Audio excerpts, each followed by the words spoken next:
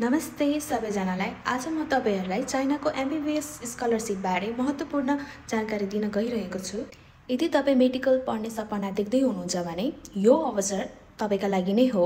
चाइनामा MBBS किन? विश्व स्तरको मेडिकल विश्वविद्यालय, आधुनिक ल्याब र शिक्षण अस्पताल, इंग्लिश मिडियम एमबीबीएस कार्यक्रम, WHO र WFME लिस्टेड युनिभर्सिटी, सिक्योर र भेरी गुड इन्भाइरोमेन्ट। धेरै देशका विद्यार्थीहरू पढिरहेका छन् भने भविष्यमा लाइसेन्स परीक्षामा राम्रो सफलता दर। चाइना अहिले मेडिकल अध्ययनका लागि विश्वकै प्रमुख गन्तव्य बनेको छ। स्कलरशिपका फाइदाहरू के छन् भने 100% ट्युसन फ्री, होस्टेल फ्री र साथमा मन्थली पकेट मनी पनि पाउनुहुनेछ। 2026 इन्टेक कहिले खुल्छ? चाइनाको एमबीबीएस स्कलरशिपको आवेदन सामान्यतः डिसेम्बर 2025 टु जुन 2026 बीच खुल्छ। जुलाई टु अगस्त 2026 मा एडमिसन लेटर, सेप्टेम्बर 2026 मा विद्यार्थीहरू चाइना पुग्छन्। त्यसैले तयारी अहिले नै सुरु गर्नुपर्ने हुन्छ।